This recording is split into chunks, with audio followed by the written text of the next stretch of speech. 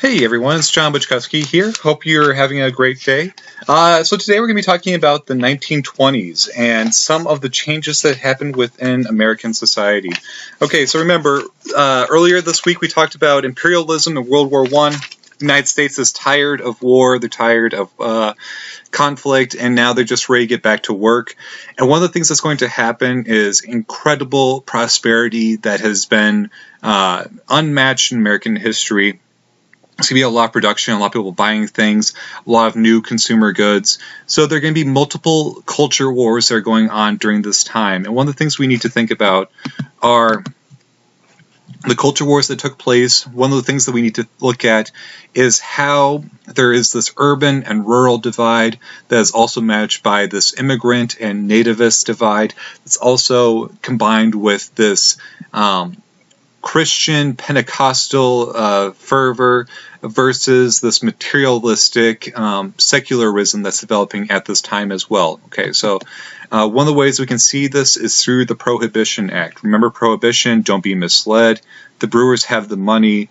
The brewers have all of the power and the prestige that you're wasting your money, you're wasting your resources by producing beer and alcohol instead of supporting the war effort, instead of giving your hops and grains to the war effort.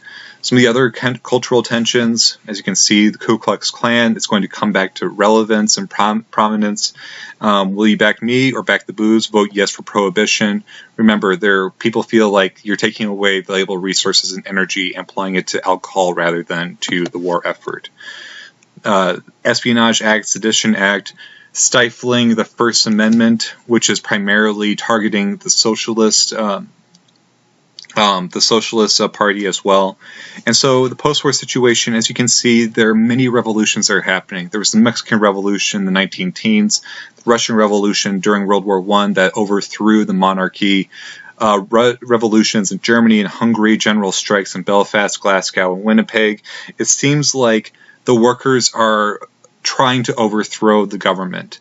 And at home, there are these anarchist bombings that are going off at places such as Jane Mitchell Palmer's home, who is one of the primary or one of the prominent politicians at this time. And so he's working hard to perform these red raids against immigrants and against socialists, trying to delegitimize the Socialist Party.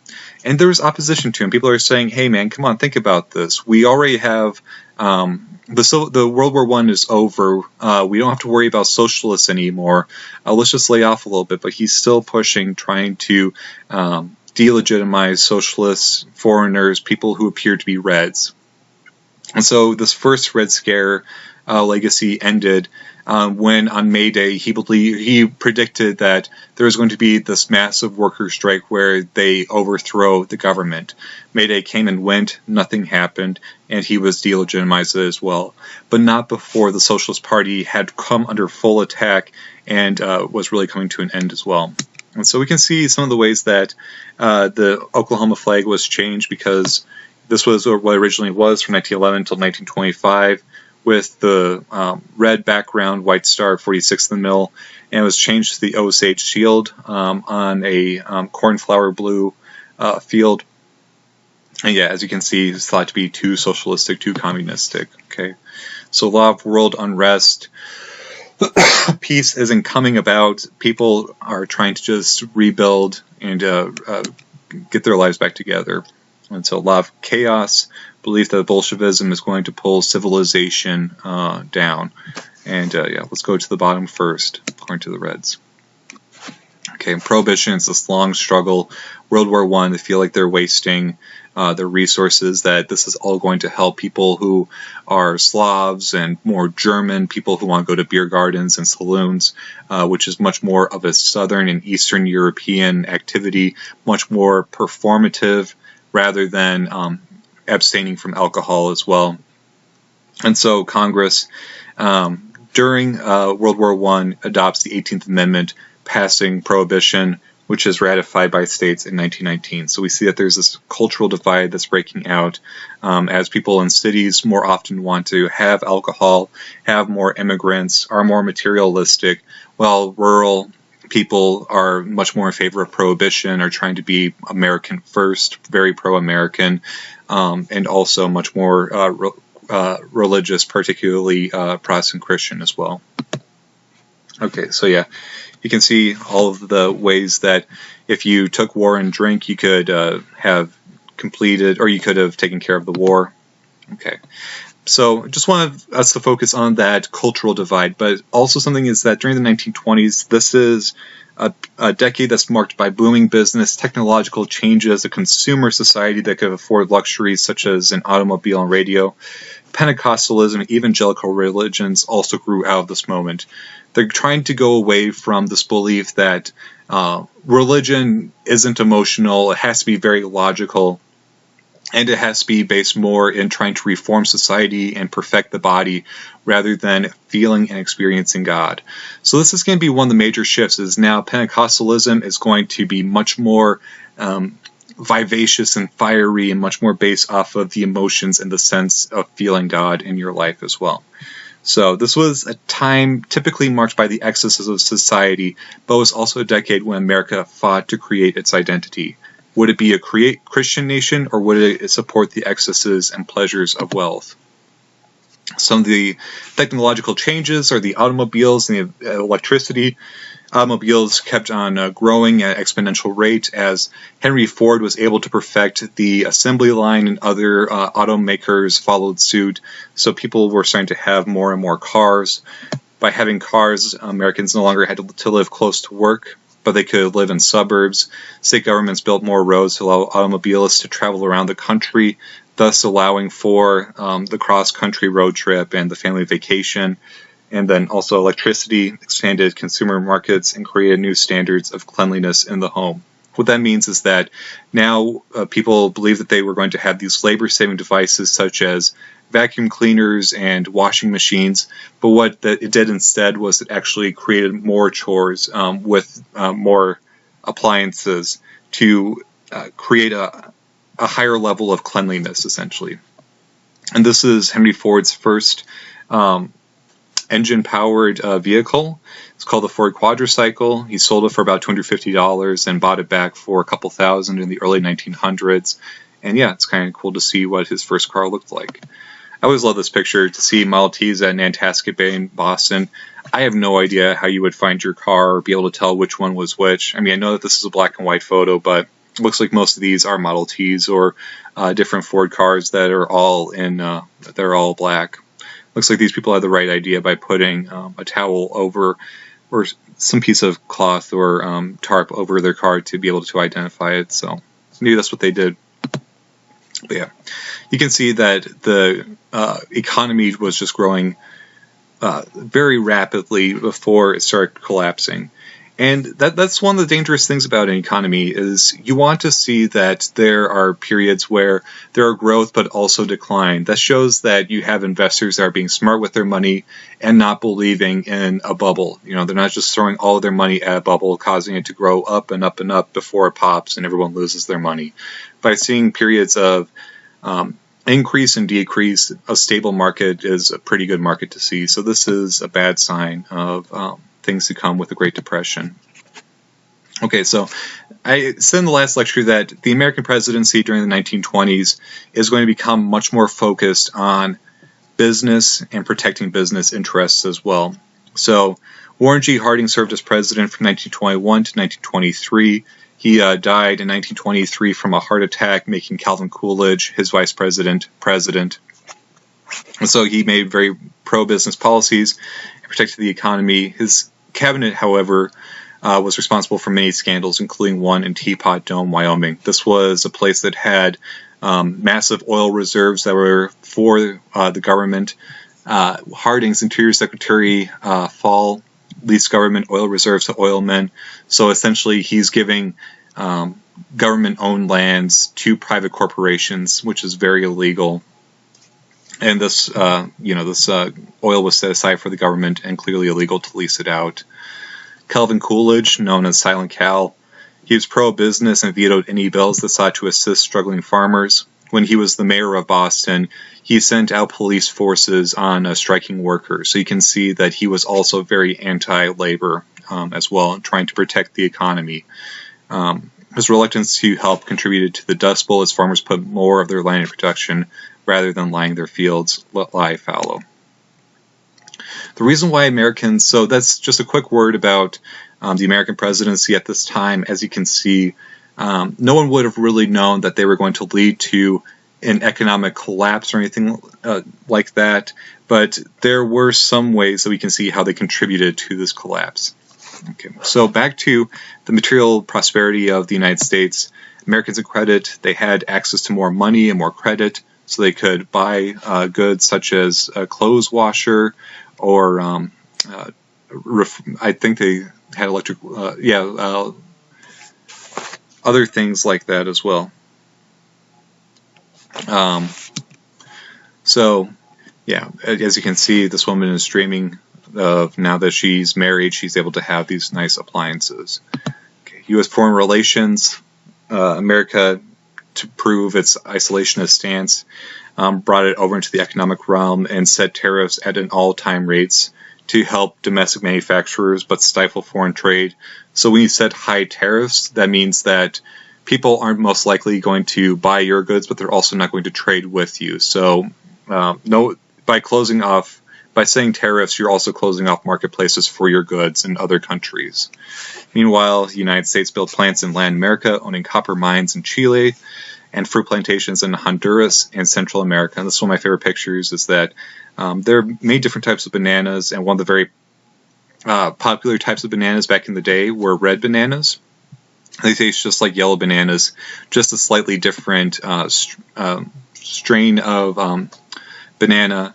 But yeah, people, when they were looking at bananas, thought that the red ones weren't aesthetically pleasing, so they only bought yellow bananas, and as a result, that's the reason why we only have yellow bananas, is because of a marketing agent deciding that yellow bananas were more attractive than red bananas. Films and radio. One of the things is that films at this time could be very sexually explicit and have very sexually suggestive themes as well. And so we can see that in this clip from one of the films, it's just fairly erotic as well. And there weren't strict censoring laws at this time in place. So people would sometimes get offended and try to protest films, but one of the ways that producers and directors try to get around protests that films are becoming too explicit was by creating movies about Bible stories. So there's one called King of Kings from 1927. If you get a chance, look up this clip. It's Mary Magdalene dancing suggestively while talking about how there is this new Savior named Jesus Christ, and she's becoming exposed to him while dancing for some men. Okay, and one of the things that's really interesting about this time is that there's still this issue with what does it mean to be a man, what does it mean to be a woman. People aren't sure about what these standards are in this rapidly transforming new America. And so celebrity culture really grew at this time as a response to the stresses facing ordinary Americans. Men could turn to sports heroes such as Babe Ruth or some of the other athletes during this time period, and look at them for their masculinity. Young women, uncertain about society's shifting expectations, turned to beauty pageants to know what it meant to be beautiful at this time. And so, exactly, for men in confronting unsettling developments from feminism, sports heroes like Babe Ruth could restore damaged self-esteem. Many of them also turned to movie stars such as Rudolph Valentino, who was one of the first sex symbols of film. He died in his late 20s, early 30s from some complications due to surgery. And upon hearing about his death, I think there were something like 5 to 10 people who committed suicide because they had wrapped up so much of their identity in this one person. So you can see how people in the rural realm, people who were raised Christian, are worried about the celebrity culture. People are placing too much emphasis in celebrities and not enough on the traditional figures for inspiration, not on their parents, not on teachers, not on their pastor, or their priests, but on celebrities, about knowing what is right and wrong, what is just, what is good. We can see some other more sexually explicit films, The Flesh and the Devil at the movies, 1926, women wearing the flapper. I always like this guy back here, he's the only one who's kind of thinking like, wow, this is awesome. Everyone else is keeping their cool in front of the flapper, but he just is letting it out. And so the 1920s are really embodied, or when we think about it after reading things like The Great Gatsby or looking at this time period, is that this was the jazz age, embodied the sexual freedom of the 1920s. We typically think of the flapper dress as bobbed hair of women and the glamorous lifestyle of the age. Women defied all previous expectations. It's this new woman who doesn't have to have the long hair, can have a bobbed hair, who doesn't have to be completely covered, but can show off their shoulders and their arms, who can be much more, I want to say masculine in a sense, because they're smoking cigarettes, driving cars, going out, doing all sorts of things that had earlier been rejected by Victorian stereotypes. So many young women, while rejecting older taboos, now molded their appearance according to the standards dictated by fashion magazines. And does this mean that they're more liberated, or does this mean that they're repressed because now they're these sex objects for men to gawk at, rather than being respected for being an individual and for being themselves? So that's one of the things, is that even though this was a sexually liberating time period, we can still have some comments on how it was still very anti-feminist as well. Okay. Talked a little bit about the Harlem Renaissance, and this is a time where it really flowered in African American identity. Black artists combined Southern influences into their Northern lives to create a new cultural movement. Writers such as Claude McKay, Jean Toomer, and Ella Larson wrote about Black lives in the rural South and life in the Caribbean, and were able to bring these stories to a Northern audience and take some Northern influences as they tell these stories as well. So book publishers and magazine editors courted Black writers. So we can see that these white magazines and white producers are now interested in Black culture and really helping Black culture become much more widely available as well. So W.E.B. Du Bois asked the question of Blacks could best achieve their goals by integrating with or separating from white culture. And I think you can make both arguments that the Harlem Renaissance happened within a fairly enclosed Black community, but the reason why we know about it today and why it was celebrated was because of white producers. So this is a bit of a tough question. Okay, and Ku Klux Klan really came back to prominence during the 19-teens because of Birth of a Nation, which was a really popular film at the time that showed the Ku Klux Klan as these superheroes who had to hide their identities but had to protect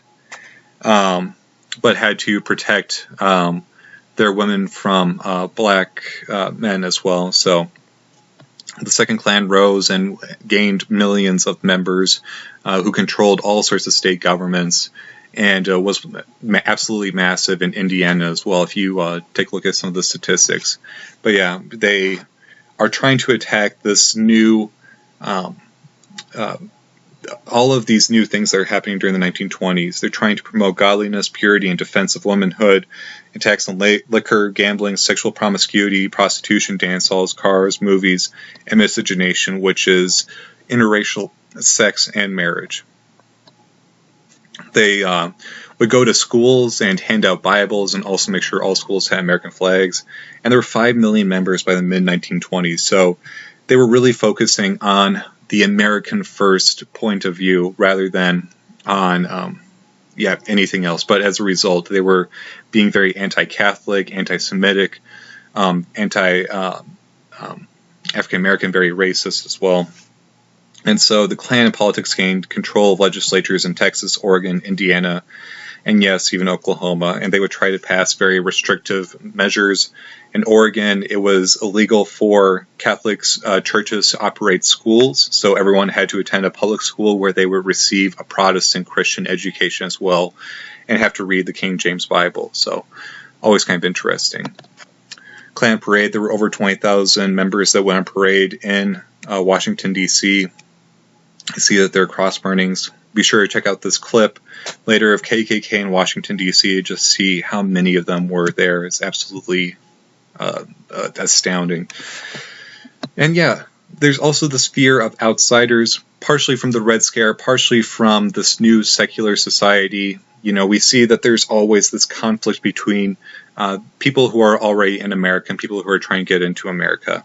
So post-war fears, suspicion of immigrants, wartime findings of inferiority. Remember the IQ tests from draftees that we talked about? Well, we'll be able to see what some of these questions were. And also eugenics and forced sterilization. So 3,000 people had been sterilized by 1924. And over the course of the 20th century, 33 states passed compulsory sterilization laws, and some 60,000 Americans were involuntarily sterilized. U.S. policies used as a model for Nazi Germany, and Harry Laughlin, the U.S. eugenicist, received an honorary degree from the University of Heidelberg for his work in racial cleansing. The United States in 1924 also passed the Johnson-Reed Act, which limited immigration to 150,000 people, or 3% of, it's also known as the National Origins Act, and was trying to restrict how many Southern and Eastern Europeans would be allowed into the United States. So really trying to prevent Southern and Eastern Europeans from getting into the United States, because they appear to be more likely to be socialist, more likely to be Catholic or Jewish, and also just some of the racist stereotypes that they would apply to them, that they wouldn't be, that they'd be drunkards, that they would be erratic, chaotic, and try to overthrow the government. Okay, so here's the IQ test.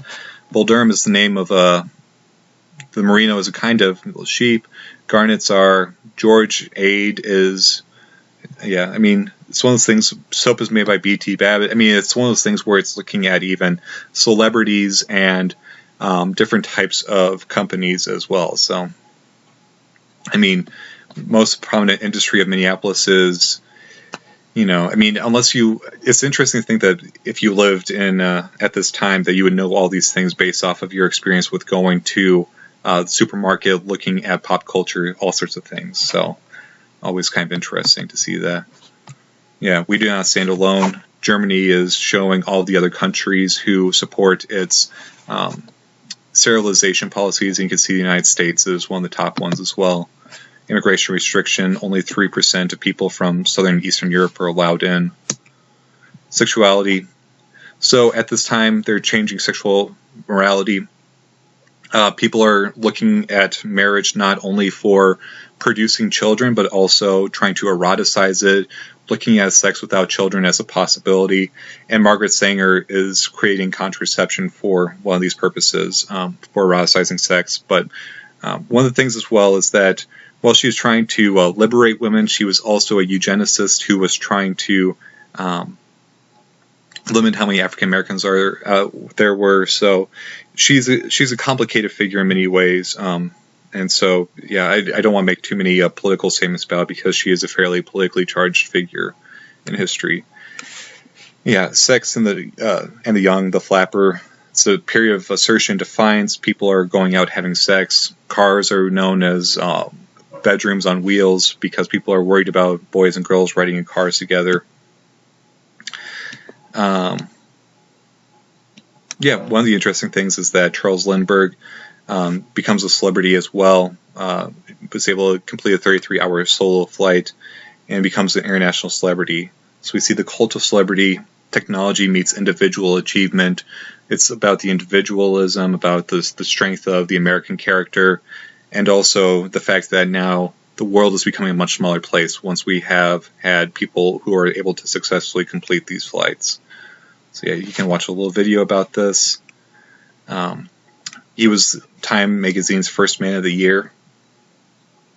As you can see, America rising income for industrial workers. Real wages rose 26%. Between 1919 and 1929, GNP rose 40%. So cars are incredibly valuable. Like this ad because it shows a woman with her car and showing the freedom that she now has to go where she wants to. There are a couple of crimes of the century. One of the first ones to really highlight this anti-immigrant notion is known as the Sacco Vanzetti case. Two Italian immigrants and anarchists, Nicola Sacco and Bartolomeo Vanzetti, were accused of murdering a paymaster and guard at a shoe factory in Massachusetts. There was no hard evidence other than they were near the scene of the crime. By the time they were brought to court, everyone was against them, in the court and on the jury. They didn't even receive a strong defense from their attorney. So most of the media is lambasting this case. And the judge in private called Sacco and Vanzetti those anarchist bastards. It was a gross miscarriage of justice, as they were both convicted of their crimes and sentenced to execution, and they were both electrocuted to death on August 23rd, 1927. So this highlights the anti-immigrant, the fear of foreigners, especially from Southern Europe. Another case, these two rich white men, Nathan Leopold and Richard Loeb, kidnapped a 14-year-old young boy named Robert Franks in Chicago, who was one of their neighbors. They wanted to commit the perfect murder and spent 7 months planning the abduction, murder, and disposal of the body. The defense, led by Clarence Darrow, highlighted the upbringing of the boys, that they didn't receive a nurturing or caring home. And they looked at psychiatric evaluations to prove that Leopold and Loeb were both insane and had no control over what they did, that their upbringing and their values weren't formed by their families, so they really had no control of what they were doing. So this is kind of interesting to think about nature versus nurture, and also responsibility. But this is something where society is becoming much more subjective on what do people actually have control of. You know, are we controlled by our emotions? Do we have any control over what we do? Or is it everything in our environment, in our surroundings? So yeah, another thing about the KKK, all about promoting 100% Americanism, all about kind of what we've seen before. One of the interesting aspects is that we see evangelical revivals, and with this special emphasis on the Holy Spirit and feeling Him move through you. So I'll start with the Azusa Street Revival, which was a historic revival that took place in Los Angeles, California, and is the origin of the Pentecostal movement. This particular revival went from 1906 until 1915 and was spread throughout the United States, or the southern reaches of the United States, and created what would now be known as the Bible Belt, or what we can see here. Eventually the Sun Belt would become much more religious and much more focused on this evangelicalism and non-denominationalism eventually as well. Okay, so these are all some really important moments. Radio evangelism. So some people aren't willing to say that modernity doesn't mean that we're not able to use it for religious purposes. So there are radio evangelists such as Amy Semple McPherson, who is pretty glamorous. You can see she does her hair really nicely, has a bejeweled cross, has flowers all over. And now we see that there are celebrity preachers and ministers who are able to reach out to a much larger flock than they would have been able to before. So we're seeing that people are saying that this new material prosperity and this new technology isn't of the devil, but can be used to spread the word of Christ as well. And so Billy Sunday warns America in 1929 about why we shouldn't fear business, but why we need to support business. So it's an interesting listen. People are becoming more moralizing about business interests and why we need business.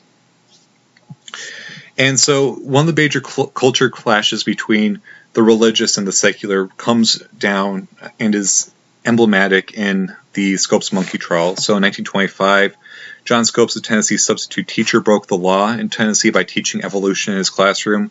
Clarence Darrow represented the defense. William Jennings Bryan represented the prosecution. Darrow was shown as this young city slicker atheist. William Jennings Bryan as this old, respectable Christian who had run for president from Nebraska. And he eventually... The new major news media outlets looked at this case as the divide in American culture. Would fundamentalism or modernism win out? Eventually, Scopes lost the case because he had technically broken the law and had to pay a fine of $100. But this is one of those things where people kept turning to this case as symbolic of what had happened in society. During all of this incredible wealth in American society, a lot of people became sick of what had happened. So many American authors wondered how America could forget about the sacrifice and pain of World War I so quickly. How could society live a self-indulgent life following one of the most painful times in our world history? They strived they strove to critique American society to improve it, but quite a few of them became expatriates and left the United States for Europe. So they were tired of the materialism and the fact that America was losing its soul to this time period. So they weren't really religiously motivated, but just culturally despondent to what was going on. Election of 1928. Herbert Hoover and Al Smith faced off. Hoover was a self-made millionaire from Iowa. Orphaned as a child, he worked hard, attended Stanford, became a millionaire as a mining engineer working in China and in Latin America. Hoover was responsible for the U.S. Food Administration during World War I. He was a humanitarian but held a strong opinion on the role of the government. He preferred voluntarism to welfare. This is a really important point. He believed in people volunteering and working together rather than the United States giving people everything that they needed. Al Smith was the first Catholic candidate to ever lead a major party and promoted to end prohibition and to increase social welfare. Well, things are going really well in the economy. People don't feel like things need to change that much. And as you can see, Hoover blew Smith out of the water in this election. And so Hoover believed it really comes down to voluntarism. You know, he believed in this cooperative, voluntary institutions and that the government would help aid and assist all of these volunteer organizations, that they would provide, that they'd be the catalyst, offer promotional conferences, advise on foreign loans and investments, promote building of transportation infrastructure, promote labor reform, and urge business to develop unemployment insurance. They weren't going to do anything. They weren't going to put into place any of these pieces of legislation, but it would come down to people willingly making these decisions and businesses willingly making these decisions. It's all about volunteering. It's all about bringing some rationality to a chaotic economy and hope to reconcile problems of modern corporate life with America's liberal democratic heritage. So the GOP is going to push the way, lead the way, but they aren't going to force anything. It's going to be passive government, but it's going to allow businesses to thrive. And so some of the underlying problems of a prosperous decade that led to the Great Depression are a bull market, crack up. It's just that the economy keeps growing and growing and growing. People aren't selling, they're only buying, and eventually this bubble is going to burst. A lot of underlying weaknesses as well, international problems, this unequal distribution of wealth as well. So you can see Hoover thought that the market would recover after Black Thursday, but stocks kept falling and the gross national product dropped from $104 billion to $59 billion. You might wonder if some of these factors are farming, economic depression. There are so many markets everywhere that people in the United States have to keep producing to try to keep their heads above water. But by putting all this land to production, their desertification is increasing and many farmlands are actually becoming deserts. Overproduction, everything from radios to houses were being overproduced. In the industrial sector, wage increases lagged behind factory output, reducing consumer purchasing power. So there's this excess of goods everywhere, and people don't believe that they can actually afford these things. So even though they're producing a lot of these things have to be held in storage. And finally, there's a global depression going on. The rest of the world entered into a recession because they could not make war debt payments. There was severe trade imbalance with the United States. I'm sure you've seen some of these Dust Bowl images. A lot of Oklahomans and Arkansans having to leave the United States, or having to leave Oklahoma and Arkansas for California, new opportunities. The housing market crashed. A major hurricane blew through Miami, leaving millions of dollars of property damage, many people killed. Yeah, you can see private debt and nominal GDP, so the debt is so much higher than the gross domestic product. And Hoover's response was voluntarism, but he eventually realized that there needs to be more assistance. So he created the Reconstruction Finance Corporation to pump $1.2 billion into the economy, which allowed state and local governments to create job creating public works programs. So these are some of the things he's trying to do. Here's a bank run. And the Bonus Expeditionary Force. So this is one of the greatest mistakes in Hoover's career. There were veterans from World War I, 2.8 million of them, who were guaranteed a bonus 15 years after the war was over, 20 years afterwards. They wanted to try to get their bonus early. And so 17,000 vets, and they brought their families with them, so there were 43,000 in all, went to an encampment in Anacostia Flats, just outside of the White House, where Hoover would be able to see them all. As the city of veterans and racial comity, so there were blacks and whites living together, which was very unusual for the time. And Hoover, in one of the worst decisions in his political career, in an election year, sent the military in to attack these veterans and to burn down their shanties. And so there's a small short video about it here that I encourage everyone to watch about the Bonus Expeditionary Force. I'll be sure to upload these links in a bit, and or this PowerPoint in a bit, and I'll give more details about the Great Depression and what happened, how was it fixed, how was it addressed later. Thank you for your time. I hope you all have a great rest of your day.